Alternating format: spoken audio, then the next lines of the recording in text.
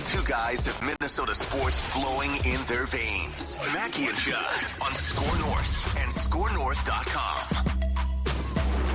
Reckless speculation. And a happy Reckless Speculation Thursday to all who celebrate.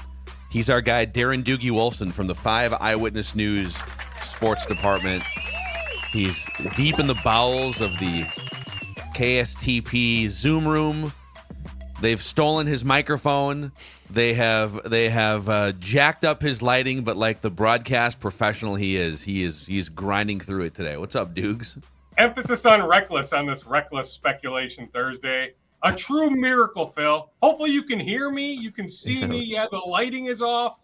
The microphone I normally use somehow disappeared. That's the great mystery right now. Who stole the nice microphone from the KSTP Zoom room? So bastards. All sorts of unanswered questions. We got suspects. Somehow, some way, I have a connection. There are suspects. Coming up tonight at 6 on 5 Eyewitness News Investigates. Who stole the microphone? I like Chris Long for this. Yeah. I'm telling you, I was in here like 14 hours ago interviewing Derek Falvey, or maybe that was a couple days ago, but I was in here doing some other podcast. Falvey took the mic. Wednesday afternoon. Now we're talking here late Thursday morning. Like, what the heck happened to the microphone? It's a great mystery. So we will speculate. There's some more fun Kevin Durant speculation for the summer, but let's start Vikings here. We are 5 days away from the first day that teams can franchise tag players. And it's funny now that I feel like the national media is now kind of coming around. A month ago, it was, they'd be idiots to not sign Sam Darnold. And now it's like, oh, so they're probably going to roll with J.J. McCarthy. But the biggest question remains, even if they are moving on from Sam Darnold, will they be able to, or do they have a desire to franchise tag him, potentially starting next week if they want to, and get trade value? Or do you think they are just going to let him walk in free agency and you go sign where you want? I know KOC is doing more media today, you said, right before we cracked the mic. So what do you think? Yeah, so KOC was on a national program, the Dan Patrick Show, on Thursday. Dan does an unreal job as an interviewer. He asked a very direct question. Do you plan on having Sam Darnold as your starting quarterback here in 2025? And it was a long-winded answer. You know, no surprise when it comes to KOC. But within the first 10 seconds, he turned a corner on how impressive J.J. McCarthy is. Eventually said, hey, no decision has been made. But to me, that was further proof. I haven't wavered from what I've thought for many weeks. So, Phil, the question truly is not will Sam Darnold be back in 2025? I fully expect him to be elsewhere. The question is, do they use the franchise tag? Is there a trade to be worked out? Or do they just let him hit the market and don't receive any compensation? I guess the potential of a 2026 compensatory pick, depending on what else takes place. They are still working through all of that. We'll get a lot of clarity on that front. Combine. I mean, think about it. We are now 12 days away from KOC being at the podium, Kwesi Adofo-Mensah being at the podium in Indianapolis. Things will ramp up that Sunday the 23rd into Monday the 24th, certainly Tuesday the 25th. In fact, I was texting with a prominent agent on Wednesday. He represents one of the high-profile Vikings free agents. There's a lot of speculation about his client, but he told me, hey, until I sit down with the Vikings in Indianapolis that is already planned, I don't necessarily know what is going to take place with my client. So I believe the same holds true of Darnold, but he is going to be elsewhere. I'm just telling you, I have no reason to believe he is going to be back in purple this year. An intriguing option thrown out on Twitter last night by Albert Breer of SI, which we have discussed previously. But Breer has somebody, he's got someone inside. Like he gets a lot of Viking stuff. And that was that the Vikings have no intention of franchising Darnold. They might transition tag him, which means it gives them the right to match. But if he then signs elsewhere, provides them no compensation. And I guess in that case, if he takes a cheap deal, they might match. But yeah, all signs, and look, it makes sense. All signs are pointing to, like, if you look at the Vikings quarterback list currently and say, who do they want back realistically? McCarthy for sure. He's going to start. I think Daniel Jones is number 2 because I think that there is a plan to try to sign him to, let's say, a 1 year, $10 to $15 million contract, Dukes, and Darnold goes and gets his payday, which he deserves. So like this is almost more painful in some ways to watch the national folks try and process this than Cousins was, because on Cousins, I do believe that there was not dissension, but I do believe there were some differing views. When the Vikings say we have not made a final decision on Darnold, I believe they literally began to meet on Monday. And so like that is just hey, once we all meet and decide, but he's gone. This to me is one of the most crystal clear cut things of all time. The transition tag, though, it makes sense because I guess it causes no harm, no foul. But yeah, the more I think about it, I don't think that the franchise tag is going to be used. And I think it comes with a bit of peril as well, which includes pissing off CAA, which the Vikings do a lot of business with. Oh, absolutely do a lot of business with that big agency, creative arts agency. I will tell you on Albert Breer, he shows up every year, whether in Eagan or going back to Mankato. So he does have established relationships with the Vikings, whether it's a Rob Brzezinski or a Ryan Grigson or a Kwesi Adolfo-Mensah. So I would trust the information he has. I still think there's still some sifting through that the Vikings will do. The potential of a trade, like if you know you can get pick 70, whatever it is, the Raiders have 2 picks in the 70s. They have that extra third from the Devontae Adams trade. If there is a deal to be worked out, that could still potentially come to fruition. But you're right, like they're back in the building. I mean, KOC was back in his suburban house on Sunday for the Super Bowl. It's not like he even stayed in New Orleans for the game. So things are ramping up this week. KOC did mention with Dan Patrick, he had a lengthy chat with both Daniel Jones and Sam Darnold on Wednesday. He's in constant communication with McCarthy, who's over at TCO Performance Center just about on a daily basis. So he interacts with JJ on a consistent basis in person, but had a phone conversation with Sam, with Daniel on Wednesday.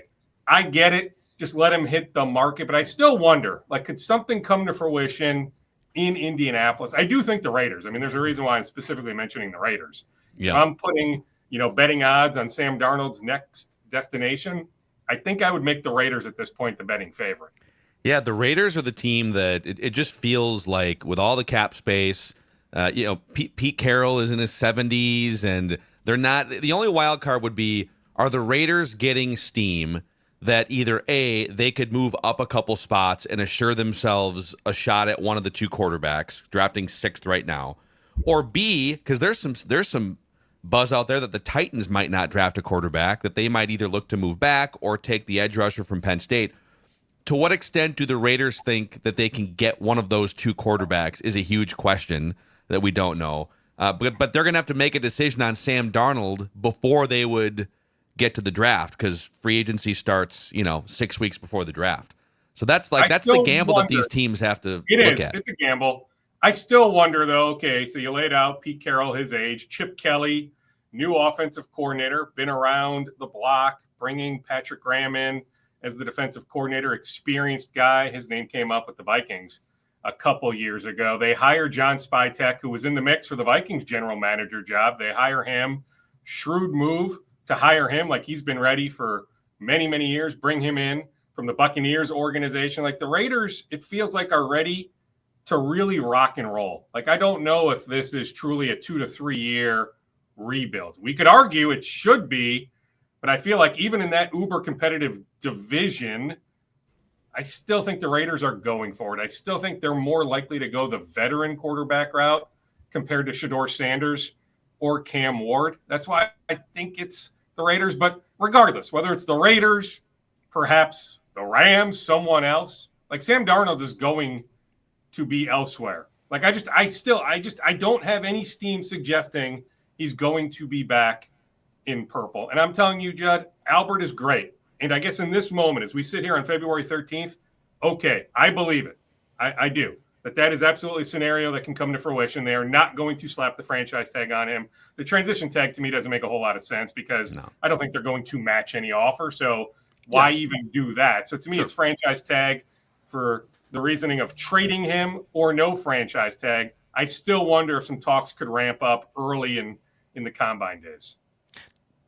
the Rams intrigues me. So we all assume that Stafford's going back there, but then Stafford's wife put out that sort of cryptic thing about Cooper Kupp might not be back, and I don't know about this, and we love Los Angeles, but we're always up for an adventure.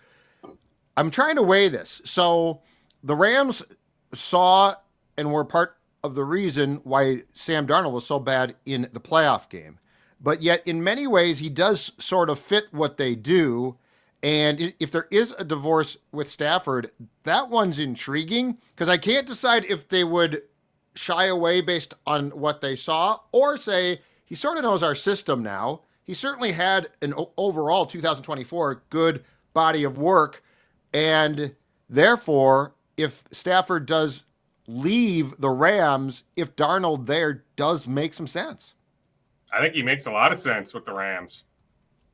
Like, who else are the Rams turning to? Who else would it be? I mean, could it be Garoppolo? I don't see it being Garoppolo.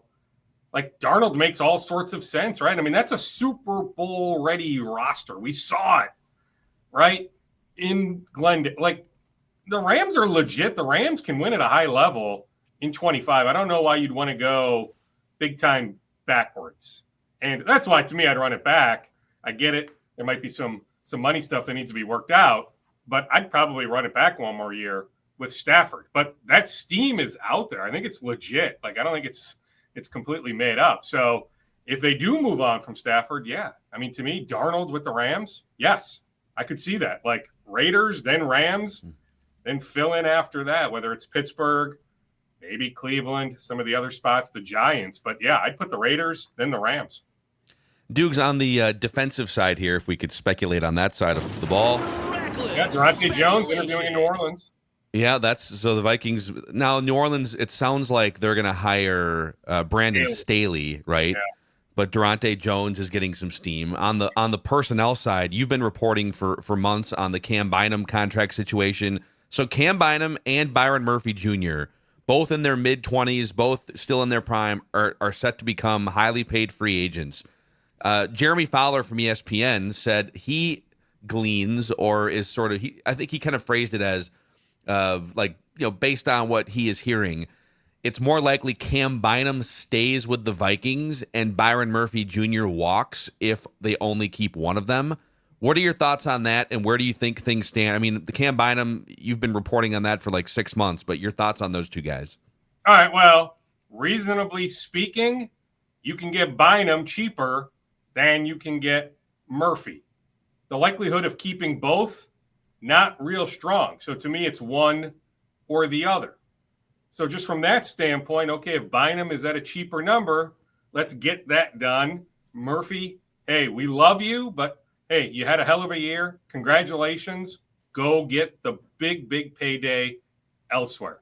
They will meet with the agents for both those guys in Indianapolis. I get where Fowler is coming from because the Vikings and the Cam Bynum side had multiple talks all summer.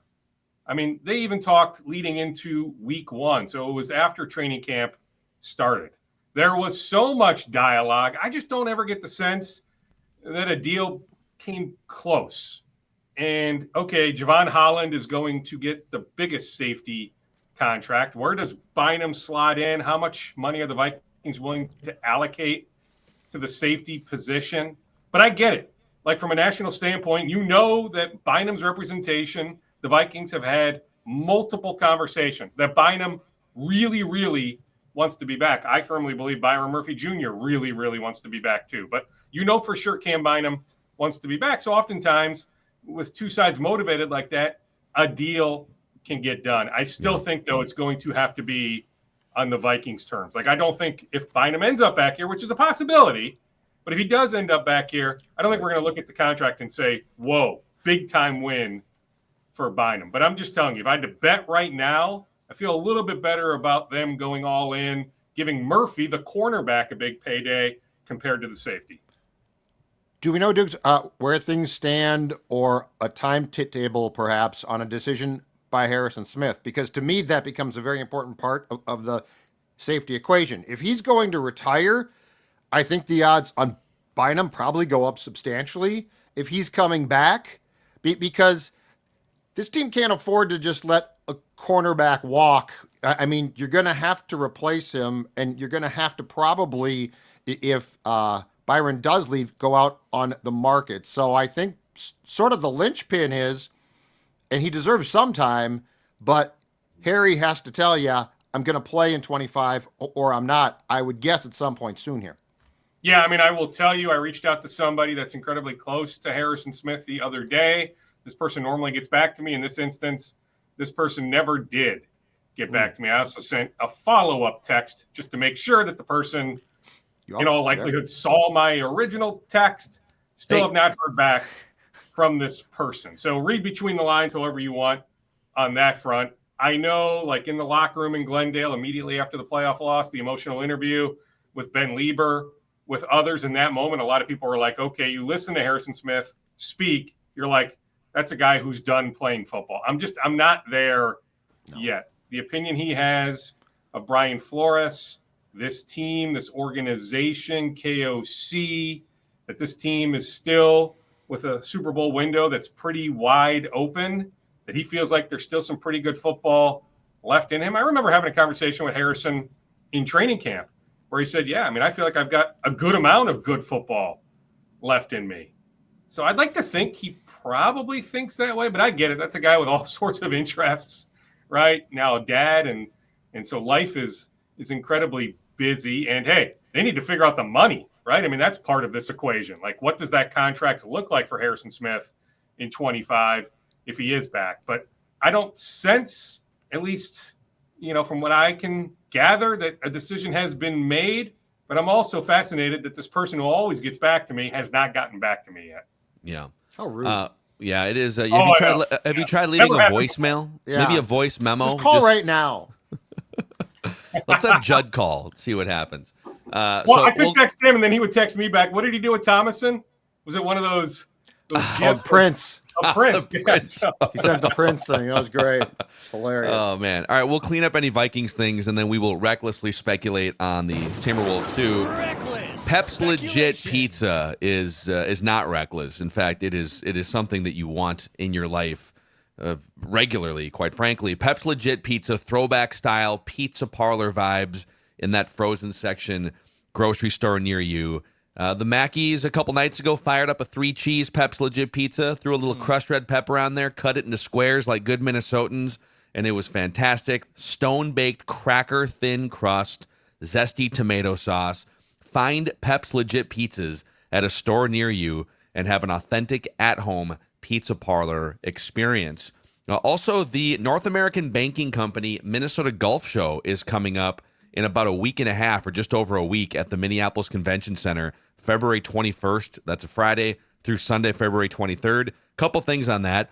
We're going to be recording a live Purple Daily. John Randall will join us on stage for like a half hour, starting at 1:30 on Saturday, February 22nd.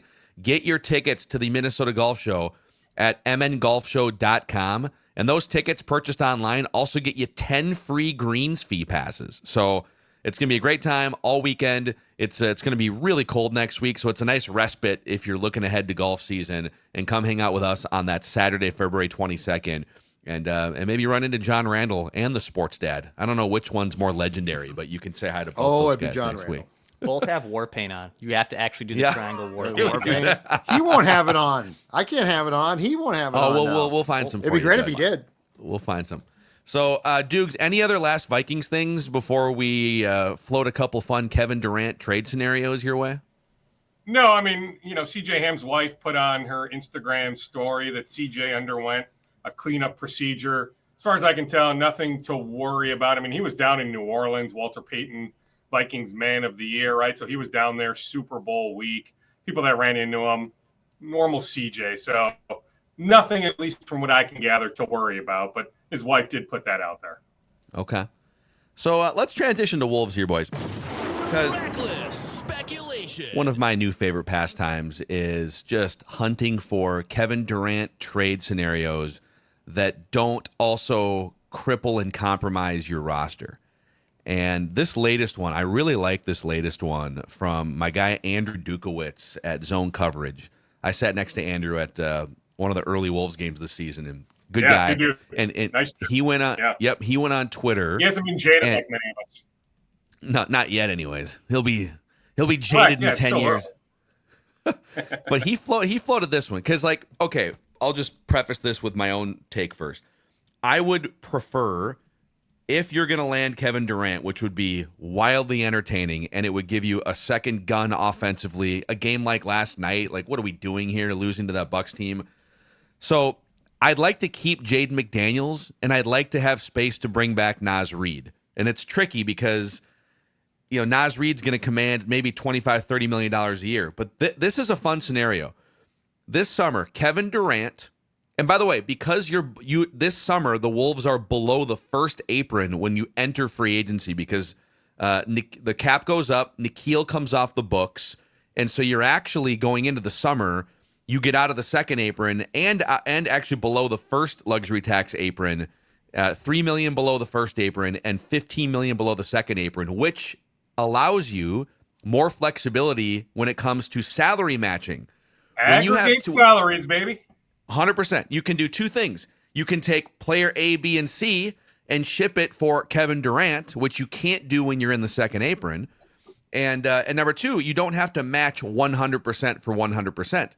The Suns, going into the offseason, are $11 million above the second apron. They don't want the repeater tax and the repeater penalties, and they don't want to be paying all that money for a non-championship team. So Phoenix is almost certainly going to trade 36-year-old Kevin Durant, and they're going to do it to try and to send out more money than they're taking in, right? So Andrew puts together this one. Kevin Durant at $54.5 million. The Wolves either have Randall opt in. If he wants to opt in, cool, then that makes it easy. We'll ship you over to Phoenix here as part of this trade.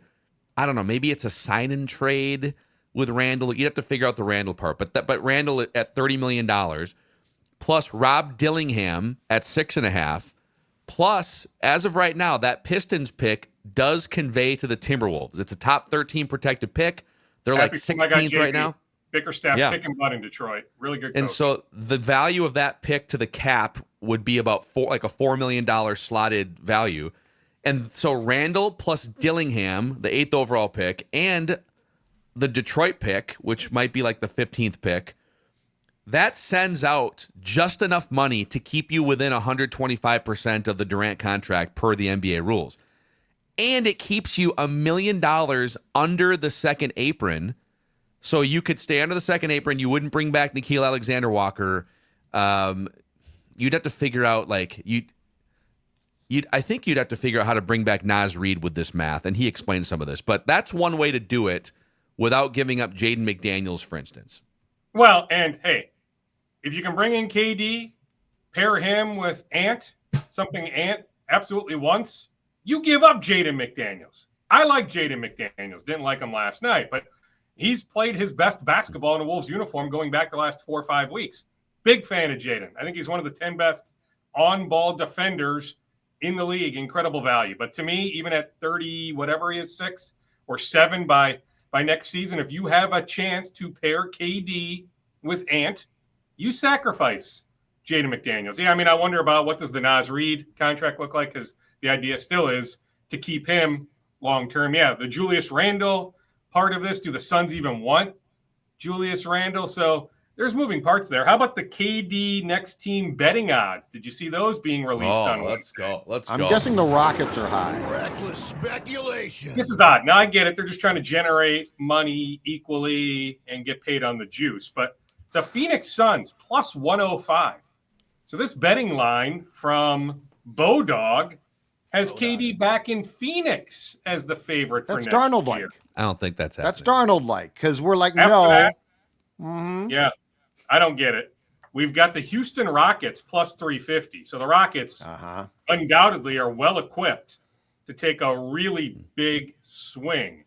And hey, I get it. They want these young guys to get some playoff experience, but what if they flame out in the first round? The Rockets absolutely are a team to watch, whether it's KD or someone else doing something big. So the Rockets plus 350. The New York Knicks plus 500. Not sure I see that. The Golden State Warriors plus 850. He's already said He doesn't want to go back to San Francisco, so don't get that one. Dallas Mavericks plus 1,200. I don't get that one. Oklahoma City plus 1,200. Don't get that one. The LA Clippers plus 1,200. Maybe, but I don't know if I see a good match trade-wise. The Wolves plus 1,200. So the Wolves are on this list. The Washington Wizards, his hometown, or near his hometown. The Wizards plus 1,500. Have a hard time believing KD, in the twilight of his career, would welcome a trade to the Washington Wizards, even though there is that hometown angle. I'm just telling you, I fully expect the Wolves to revisit the KD talks in the summer. Yeah. So we can have fun the next few months concocting different ideas. Andrew's on to something. I just need to do a little bit more digging. And I'm curious. I'm telling you, I'm curious in the Randall part of that, the Naz Reid part of that. You lose Nickeil. I mentioned the other day, Nickeil changed representation in the last month or so, which is interesting heading into free agency. Went from Wasserman to Creative Arts Agency. So went from one big agency to another. But what does that signal to you about what Nickeil is looking for this summer? But yeah, undoubtedly, KD, Ant, combining those two here in Minnesota. No, not Ant going to Phoenix. Yes, I'm telling you, fully expect those talks to ramp up again as soon as they can.